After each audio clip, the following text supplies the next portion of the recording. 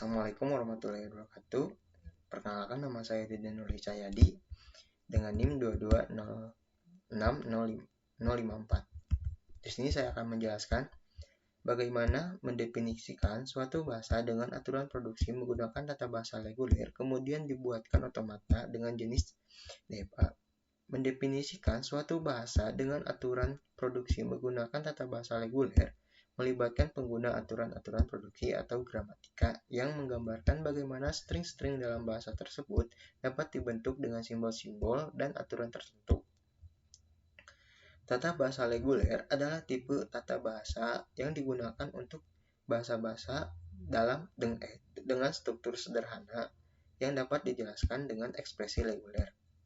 Ini terdiri dari alfabet, simbol-simbol non-terminal, simbol-simbol terminal, dan aturan produksi yang mengikuti tata bahasa reguler.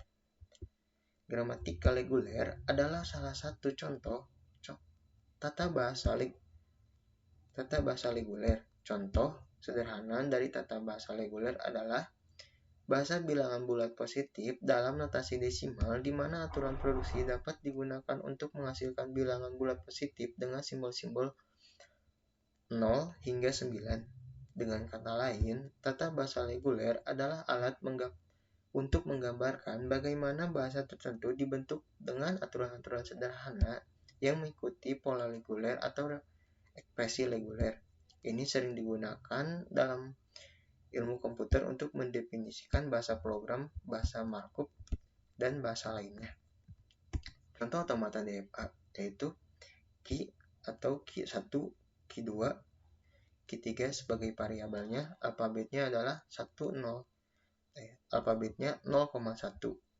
DFA ini memiliki 3 status. Yang pertama, Ki0, Ki1, dan Ki2. Yang kedua, alfabet yang digunakan adalah 0,1. Berdasarkan input yang diterima, sebagai contoh, jika otomata berdasarkan status Ki0 menerima input 0, maka otomata tetap berada di status 0. Namun, jika menerima input 1, otomata berpindah ke status Ki1. Jika otomata berada di status Ki2 dan menerima input 0, otomata berpindah ke status Ki0. Status awal adalah Ki0, status akhir adalah Ki2, yang berarti otomata akan menerima string yang diberikan dengan 0, 1 ketika berada di status Ki2. Yang selanjutnya itu adalah bagaimana cara kerja DFA dalam membaca suatu string. DFA akan membaca setiap karakter dalam string dan berpindah antara keadaan suatu dengan fungsi transisi yang telah ditentukan. Jika DFA berakhir di dalam keadaan Ki1, keadaan akhir telah membaca seluruh string, maka string tersebut akan diterima. Namun jika DFA berakhir di keadaan selain Ki1, string tersebut akan ditolak. Contoh, diketahui bahasa A memiliki alfabet 0,1 yang telah didefinisikan dengan variabel A adalah string yang membuat simbol 010 dengan alfabet. Di sini saya punya string yang pertama itu adalah 1110, 0101,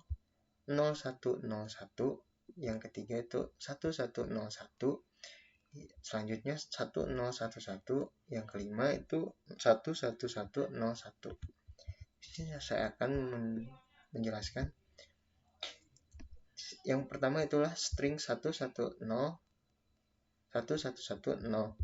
Jika ingin langkah selanjutnya, di sini si A membutuhkan angka 0 karena yang pertama itu adalah awal angka pertama itu adalah 1, dia tidak memenuhi untuk melanjutkan ke langkah ke B. Ya, dia akan kembali ke string pertama yaitu ke A lagi, ke alfabet pertama.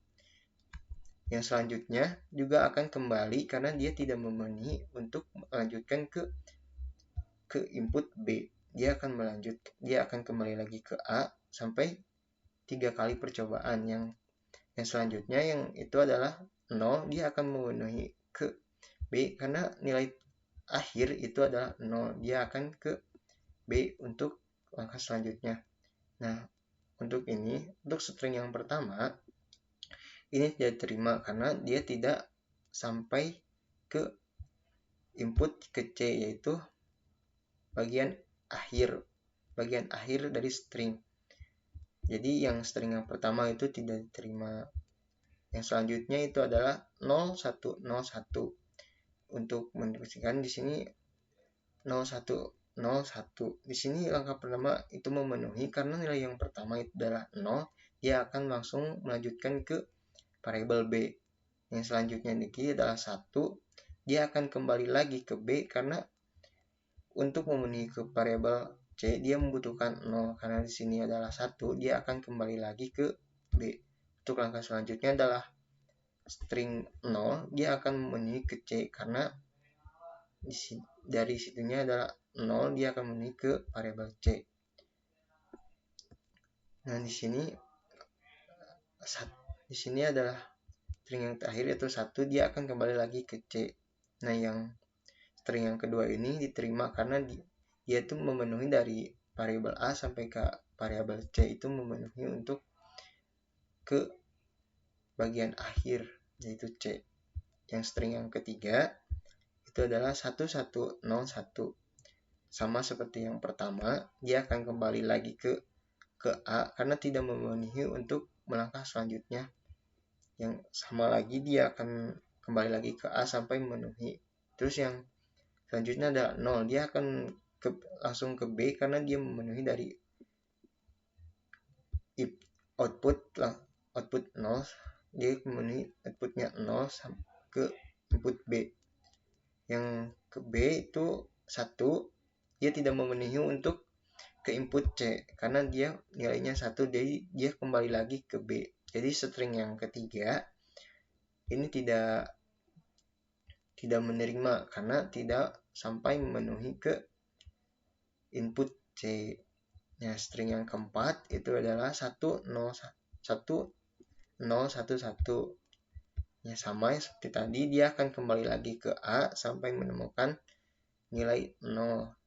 Nah, terus di sini dia memenuhi untuk ke input ke B karena inputnya 0, dia akan memenuhi sampai di sini. Di B dia akan kembali lagi ke B karena string yang selanjutnya itu adalah 1 untuk memenuhi ke selanjutnya adalah, sedangkan 0 dia akan kembali lagi berputar sampai menemukan titik 0 dan akhirnya dia tidak menemukan sampai dia akan terus di B. Nah, untuk string yang terakhir itu tidak diterima karena dia tidak sampai ke akhir atau ke input C. Yang langkah selanjutnya itu adalah string 11101. Nah, dia akan sama seperti yang tadi, kembali lagi ke A sampai dia menemukan input 0. Nah, setelah menemukan input 0, dia akan langsung ke B karena dia sudah menemukan 0. Di sini ada string yang terakhir adalah 1. Dia akan kembali lagi ke B karena tidak menemui input C. Nah, yang terakhir juga ini tidak diterima karena string yang di atas itu mencakup ke string yang tidak diterima karena dia maksudnya dia tidak menemukan variabel 0 untuk mengakhiri ke input C. Mungkin sekian dari saya, mohon maaf jika ada banyak kesalahan. Assalamualaikum warahmatullahi wabarakatuh.